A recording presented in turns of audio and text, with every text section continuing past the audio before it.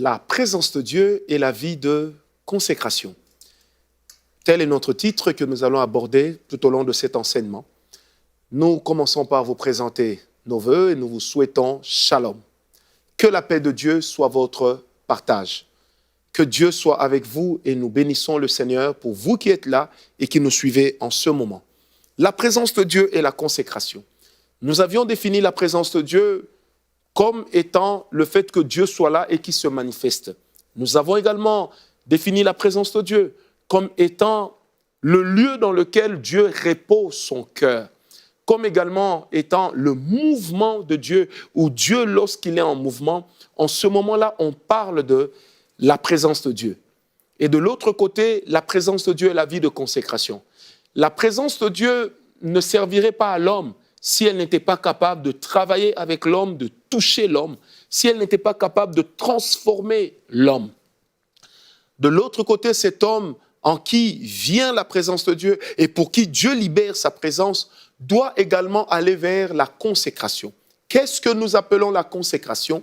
Et quelle est la différence que nous établissons entre la consécration et la sanctification?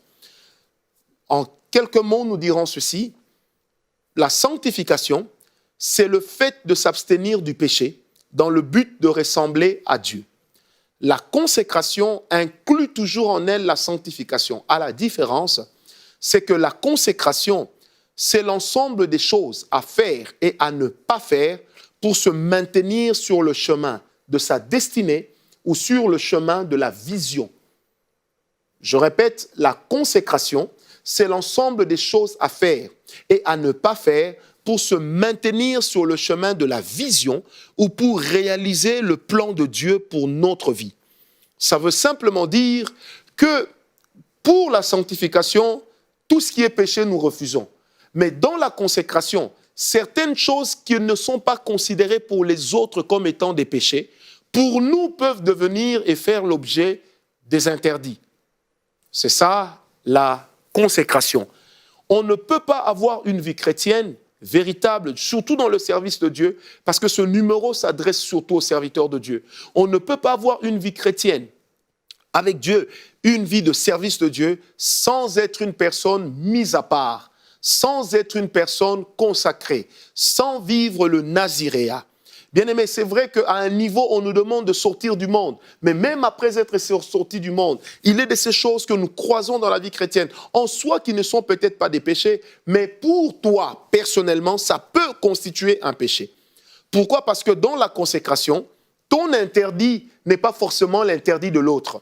Ton interdit est particulier parce que c'est en rapport avec ton interdit que Dieu va te bénir. C'est en rapport avec ton interdit que Dieu sera avec toi.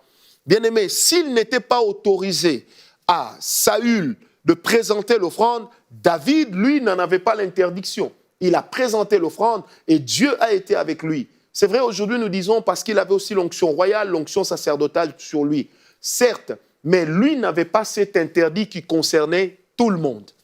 Bien-aimé, la consécration nous oblige à nous mettre à part. La consécration nous oblige à développer non seulement une vie d'intimité avec Dieu, mais nous oblige à avoir un Dieu personnel. Dans ma consécration, j'ai mon Dieu. Je marche avec mon Dieu. Et la consécration inclut toujours une notion importante, c'est ce que nous appelons la discipline personnelle. Nous parlerons à un certain moment sur la discipline personnelle. On ne peut pas évoluer avec Dieu sans discipline personnelle et la discipline personnelle permet justement de développer une vie de consécration. Sans consécration, bien-aimé, on ne peut pas être ni faire l'objet de la grâce de Dieu en permanence. On ne peut pas être des bons serviteurs sans consécration. Quand vous voyez un homme de Dieu qui n'a pas d'interdit dans sa vie et qui est léger, excusez-moi de le dire, mais il y a anguille sous roche, il y a quelque chose qui ne va pas. Alors, l'une des spécialités de la consécration, c'est laquelle? C'est que Dieu fonctionne avec chacun de nous, premièrement par système privé, deuxièmement par système de barème. Je m'explique. Vous savez pourquoi beaucoup d'enfants de Dieu se perdent ou certains serviteurs de Dieu? Je vis par exemple avec une personne qui mène une vie de péché, mais qui continue à manifester la grâce. Et puis tout de suite, moi je me dis, ah, Moi aussi, si je mène cette vie, ça veut dire que Dieu va laisser sa grâce en moi. Erreur. Erreur. Le barème fait que ce que Dieu peut tolérer chez une personne, il est possible qu'il ne le tolère pas avec toi. L'unique fois où tu tombes dans l'impudicité, Dieu est capable de te chasser. Alors qu'il y en a qui sont tombés 10 fois, 11 fois. Mais Dieu les regarde, pas parce que la miséricorde qui leur témoigne est très grande, non. Mais d'abord parce que si le Seigneur t'a donné une vision grande, si le Seigneur a déposé entre tes mains une onction rare, si le Seigneur t'a mandaté d'une mission qui est extraordinaire, Dieu sera également sévère avec toi. Et dans le cadre de la consécration, j'aimerais te demander, n'imite jamais le péché de l'autre, parce que tu ne connais pas le cœur de Dieu vis-à-vis de toi. Il est de ces gens qui manifestent la grâce, mais Dieu les a déjà rejetés. Il est de ces personnes qui prophétisent, qui travaillent dans les miracles, mais Dieu les a déjà rejetés. N'est-ce pas, le Seigneur Jésus lui-même a dit ceci, il dit, dans les derniers temps, certains diront, mais nous avons fait marcher les paralytiques en ton nom, nous avons ressuscité les morts en ton nom. Il dira, en vérité, je vous le dis, éloignez-vous de moi, je ne vous ai jamais connu. Mais pourquoi est-ce que Dieu va renier ces personnes qui ont travaillé en son nom? Parce que l'autorité du nom de Jésus ne vient pas simplement du nom, mais ça vient d'abord de l'intimité que l'homme qui l'utilise a avec le porteur du nom. Alors, lorsque nous avons une vie avec le porteur du nom, cela nous contraint à une vie de consécration. Bien-aimé, je pèse bien mes mots. La consécration a toujours des contraintes. Ce qui est permis à l'autre ne me sera pas forcément permis à moi. Ce qui est accepté pour l'autre ne sera pas forcément permis à moi. J'aimerais parler à un serviteur de Dieu qui m'écoute. Peut-être que tu as perdu ta vie de foi. Peut-être que tu as perdu ta navigation dans l'onction à cause du fait que tu as imité le péché de l'autre. L'une des armes que le diable utilise de plus en plus contre l'Église aujourd'hui, c'est laquelle? C'est celle de dévoiler les péchés des serviteurs de Dieu qui sont en vogue afin d'amener un plus grand nombre dans le mal. Non, bien-aimé, ce n'est pas lui qui vous a sauvé, c'est Dieu qui vous a sauvé. Ce n'est pas lui qui est mort à la croix, c'est Jésus qui est mort à la croix pour vous. Et à cause de cela, bien-aimé, apprenons à marcher dans la sanctification, apprenons à vivre dans la consécration. La Bible dit ceci, nous sommes dans 1 Samuel.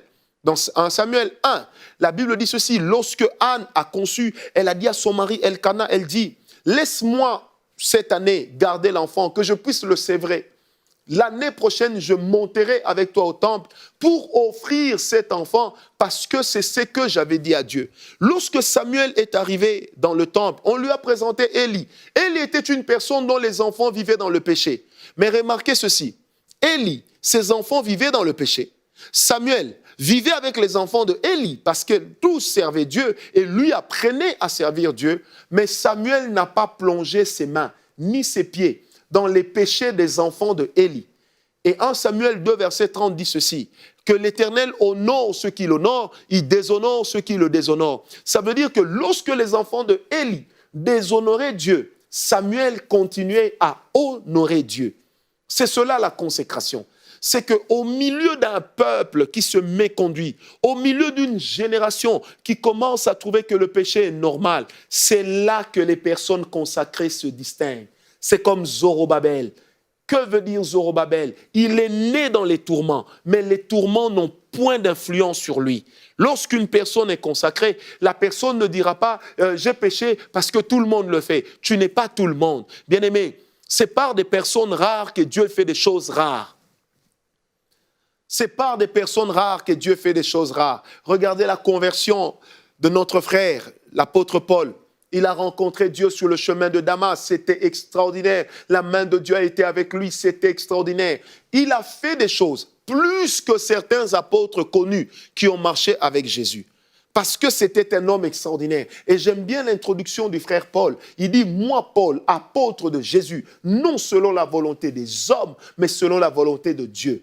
Mis à part pour annoncer l'évangile aux gentils, pour annoncer l'évangile aux barbares. Ça veut dire quoi, mes amis? Que là où il y a une consécration, il y a une vie qui est motivée par l'essentiel. Il y a une vie qui est motivée par une vision. Il y a des interdits qui sont motivés par des objectifs à atteindre. Lorsque un ministère, lorsque une personne n'a pas de vision, n'a pas d'objectif, il est difficile de demander à cette personne de se consacrer.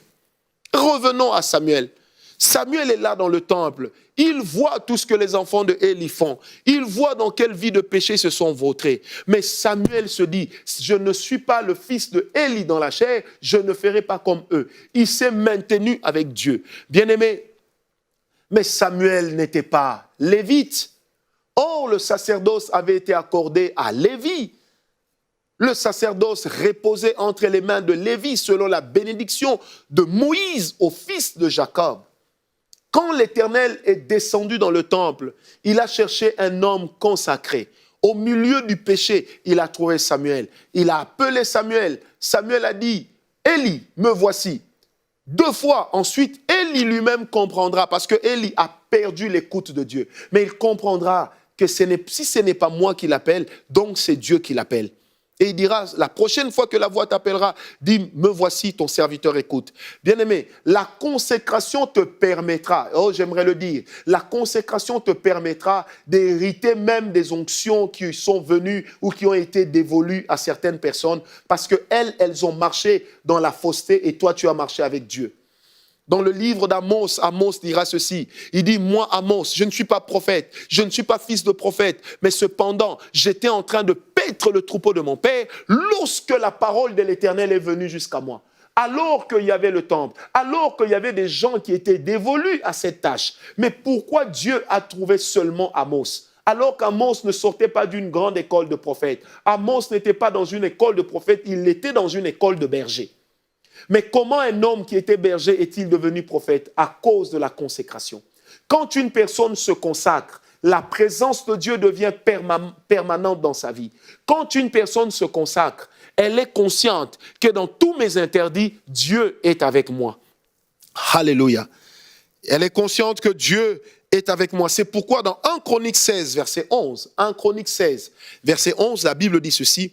Ayez recours à l'Éternel et à sa force. Recherchez constamment sa présence. Oh, merci Jésus.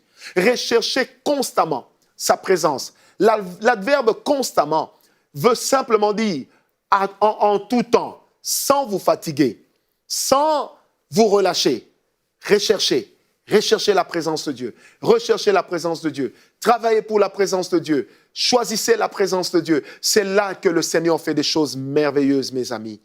Une personne qui est consacrée est une personne qui vit dans la présence de Dieu. Une personne qui est consacrée, c'est une personne qui tient d'abord compte de ce que Dieu pense, de la vie de Dieu, pour ce qu'elle fait ou pour ce qu'elle est. Bien-aimé, lorsqu'une personne se consacre à cause de la présence de Dieu, c'est une personne qui tient compte de 5 axes principaux dans sa vie.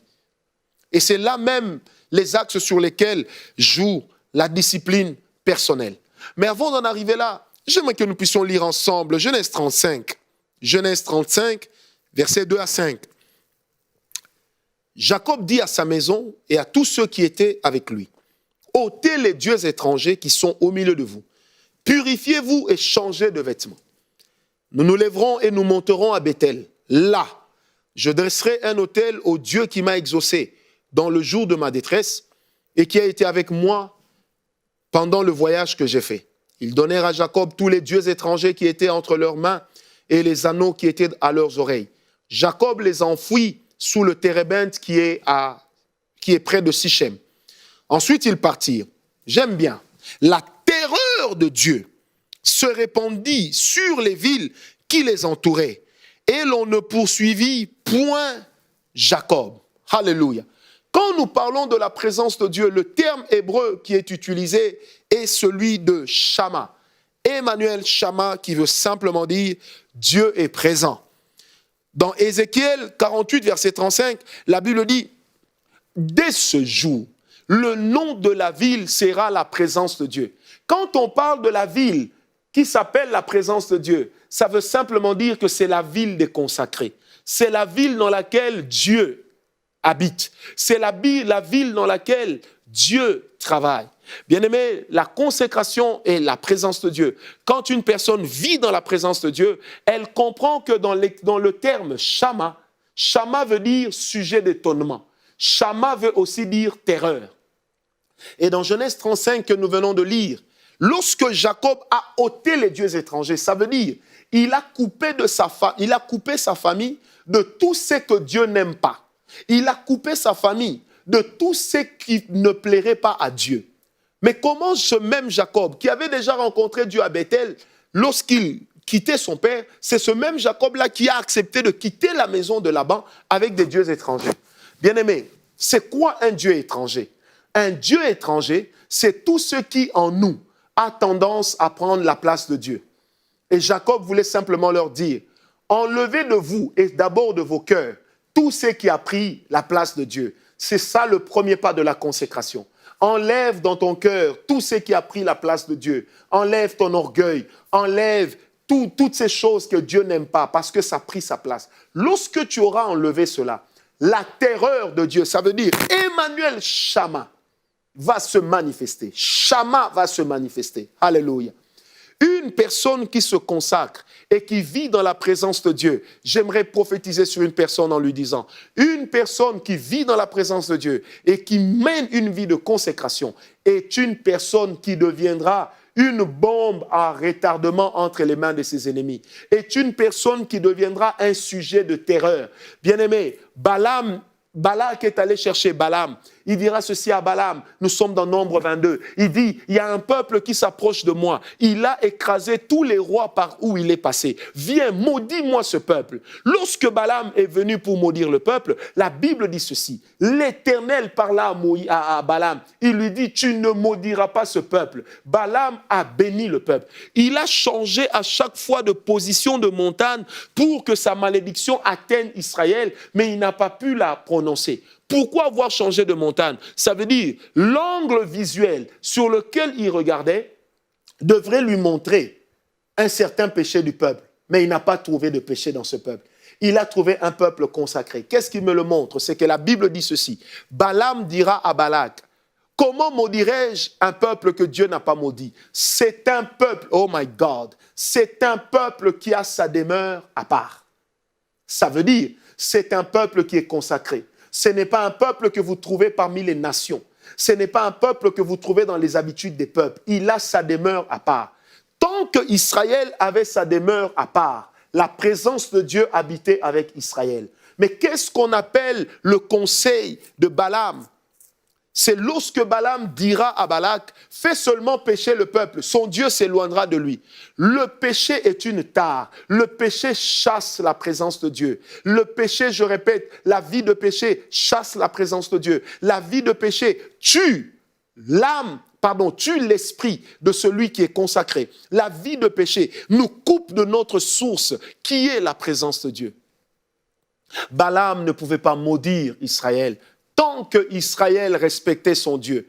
Nous sommes dans un temps où c'était normal de vivre dans l'impudicité, dans la prostitution, de vivre dans toutes ces choses. C'est pendant ce temps-là que le Dieu d'Israël a vu que son peuple menait une vie de consécration.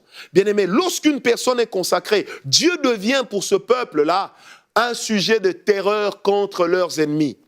La Bible dit, nous sommes dans Exode 14. Israël vient de quitter l'Égypte. Il a traversé la mer Rouge. Le Pharaon et son armée s'approchent. La Bible dit ceci. La nuit, l'Éternel dirigeait Israël par la colonne de feu et le jour par la colonne de nuée. La Bible dit ceci. Lorsque Pharaon et son armée se sont levés, la colonne est passée derrière. Oh, alléluia. Et de la nuée, Dieu regarda l'Égypte.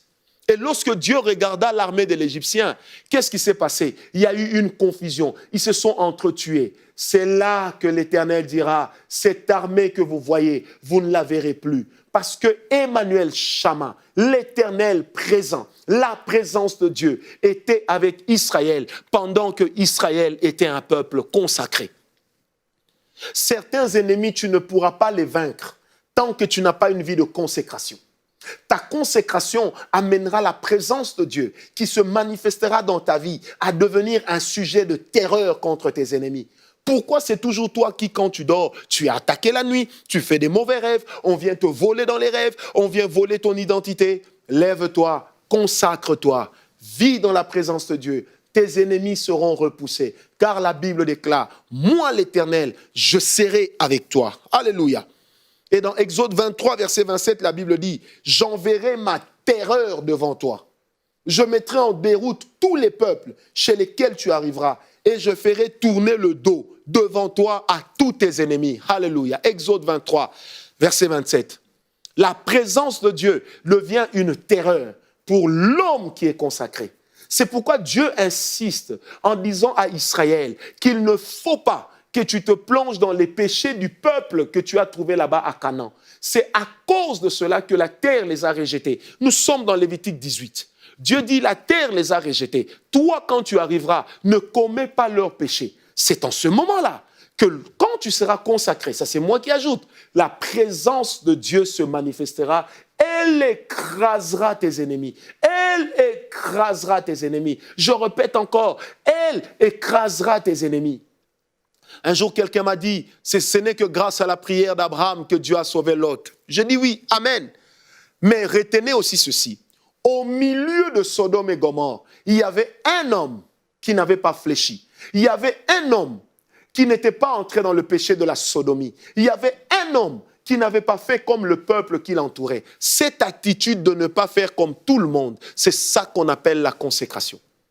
Et lorsque l'homme était consacré, les anges arrivés dans la ville ne sont pas allés ailleurs, ils sont allés chez lui. Pourquoi sont-ils allés chez lui? Parce que la présence de Dieu reconnaît les cœurs des personnes consacrées. La présence de Dieu reconnaît les vies des personnes consacrées. Ne perds pas ta consécration à cause des autres. Ne perds pas ta consécration à cause du péché de ta génération. Non, garde ta consécration. Dieu fera avec toi des choses rares. Garde ta consécration. La présence de Dieu qui coulera avec toi, elle sera d'une pureté extraordinaire. Elle va ressortir un parfum de gloire. Parce que la présence de Dieu, elle sera pour toi un objet de valeur. La présence de Dieu, elle t'élèvera. Alors je disais, il y a 5 axes sur lesquels l'homme doit apprendre à se discipliner lorsqu'il est consacré. Premier axe, ce sont les oreilles. Alléluia. Une personne consacrée consacre ses oreilles. Je répète, une personne consacrée consacre ses oreilles. Tu ne peux pas être une personne consacrée sans consacrer tes oreilles. C'est parce que tu te consacres, parce que tu consacres tes oreilles que certaines choses ne peuvent pas t'atteindre. Bien-aimé, dans la consécration, la notion de la discipline est irréfutable. Une personne qui marche avec Dieu, qui vit dans sa présence, qui est consacrée, doit être une personne qui est avant tout disciplinée. La discipline va toujours t'éloigner des autres. Alors, pourquoi les oreilles? Prenez avec moi Nombre 13, versets 27 à 30. On n'a pas assez de temps, j'aimerais lire versets 27 à 30. J'aimerais juste paraphraser. La Bible dit ceci, que lorsque Josué, Caleb et les 10 autres espions sont revenus vers Moïse devant Israël, chacun faisait son compte rendu. Le peuple, les autres ont commencé à dire, voilà, c'est un peuple de géants. Caleb leur dit, taisez-vous. Il leur dit, taisez-vous. Nous sommes dans le verset 30. Caleb fit taire le peuple qui murmurait contre Moïse. Il dit, montons, emparons-nous du pays, nous y serons vainqueurs. Bien-aimés, une personne consacrée n'écoute pas n'importe quoi. Si même nous vous interdisons la musique mondaine ou la musique païenne, c'est parce qu'elle ne sert pas votre consécration. Tu dois discipliner tes oreilles. Discipliner tes oreilles veut dire, tu dois faire le choix des chants que tu écoutes. Tu dois faire les chants des paroles que les gens te disent. Si les personnes t'amènent toujours des paroles négatives, refuse leur compagnie, déracine ces paroles. N'oublie pas qu'il est écrit dans Romains que la foi vient de ce qu'on entend doit venir de la parole de Dieu. Nourris ta foi en écoutant la parole de Dieu. Nourris ta foi en te connectant aux prédicateurs que Dieu est en train d'utiliser, par lesquels Dieu se révèle encore. Deuxième axe de discipline qui permet également d'asseoir la consécration, c'est la bouche. Dans Colossiens 3, versets 5 à 10, la Bible est en train de parler de la bouche. Ne mentez pas les uns aux autres. Vous étant dépouillés du vieil homme et de ses œuvres. Alléluia. Alléluia. Une personne qui marche avec Dieu, une personne qui est consacrée, est une personne qui ne laisse pas de sa bouche sortir n'importe quoi. Non, parce que la Bible dit dans Luc 21, verset 15, « Je vous donnerai une bouche et une sagesse à laquelle tous vos adversaires ne pourront pas résister ni contredire. » Donc, lorsque vous avez la bouche utilisez-la pour l'intérêt de Dieu. Utilisez-la pour exhorter. Parce qu'une personne consacrée, on lit sa consécration par le langage. Mais n'oubliez pas que là où la consécration s'assied, c'est dans le cœur. Parce que dans Juge 16, la Bible dit, Dalila va dire ceci à Jacob, à Samson. Mais tu dis que tu m'aimes et pourtant tu ne me révèles pas ton secret. La Bible dit ceci, le cœur de Samson s'enlaça et il ouvrit son cœur à Dalila. Il lui dit son secret. Jacob a perdu sa consécration. Pas parce qu'on lui a coupé les cheveux, non. D'abord parce que sa bouche a sorti le cœur, le secret du cœur. Tout ministère de puissance, tout ministère qui vit dans la présence de Dieu doit avoir des secrets. Tout ne se montre pas à la télé, tout ne se dit pas à haute voix. Ta vie privée avec Dieu, tu dois la garder, tu dois la préserver. C'est celle-là qui gère ta consécration. Troisième axe de consécration, ce sont les pieds. Deutéronome 11, verset 24 au verset 26, la Bible dit « Tout lieu que foulera la plante de votre pied sera à vous ». Remarquez ceci, Dieu dit tout lieu, mais le lieu qu'il appelle tout lieu, c'est le lieu sur lequel lui-même Dieu prend l'initiative d'envoyer Israël. Qu'on ne se trompe pas. C'est Dieu qui prend l'initiative des lieux dans lesquels nous allons. Ce n'est pas nous qui choisissons. Bien-aimés serviteurs de Dieu, ce n'est pas parce qu'on t'invite partout que Dieu est avec toi. Dans certains lieux, tu y es attendu pour être piégé. Dans certains lieux, tu y es attendu pour être emprisonné, pour être empoisonné. Ma prière dans ta vie, que Dieu éloigne de toi toutes les personnes qui viennent tendre devant toi des filets de l'oiseleur. Que Dieu éloigne de toi toutes les personnes qui viennent te piéger. Que tu sois une personne qui sait où elle met les pieds. Que tu sois une personne qui utilise ses pieds pour aller courir annoncer l'évangile, non pas pour aller courir pour perdre les autres. Quatrième axe de consécration pour ceux qui vivent dans la présence de Dieu, ce sont les mains. Dans Luc 8, verset 46, Jésus lui-même s'est écrié « Quelqu'un m'a touché ». Car j'ai connu qu'une force est sortie de moi. La force est sortie de Jésus parce que la personne l'a touché avec les mains. En réalité, la personne l'a d'abord touché avec son cœur. Et le dernier axe de consécration, c'est la pensée. L'apôtre Paul dit ceci, nous amenons toute pensée captive à l'obéissance de Christ. Lorsqu'une personne est consacrée, tu dois tenir compte des choses qui alimentent tes pensées. Tu ne dois pas avoir des pensées négatives, tu ne dois pas avoir des pensées de convoitise, tu ne dois pas avoir des pensées d'envie. Jacques 1, versets 14 et 15 dit ceci, que la convoitise amène au péché et le péché amène à la mort. Je prie Dieu, que Dieu te retourne ta consécration, que la grâce de Dieu demeure dans ta vie, que toi tu te lèves comme un homme nouveau et que Dieu fasse avec toi des choses extraordinaires. Le Dieu des promesses n'a pas changé, il accomplira ce qu'il a dit. Merci Seigneur pour ta présence, merci pour ta vie, merci pour ta grâce, merci parce que tu révolutionnes quelqu'un au nom de Jésus-Christ. Merci Seigneur.